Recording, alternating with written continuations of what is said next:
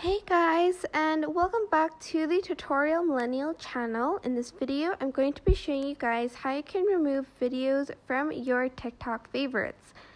To do that, you are just going to go to your profile, so hit that profile page on the bottom right of your screen.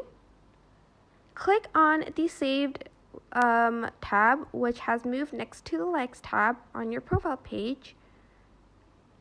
And then select on a video you want to and favorite from your favorites. For instance, this one.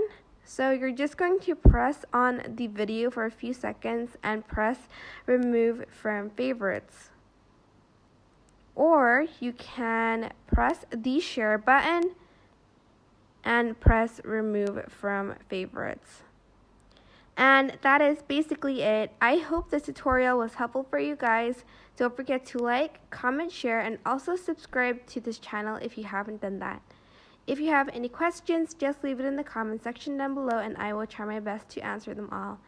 Thank you so much for watching. Bye!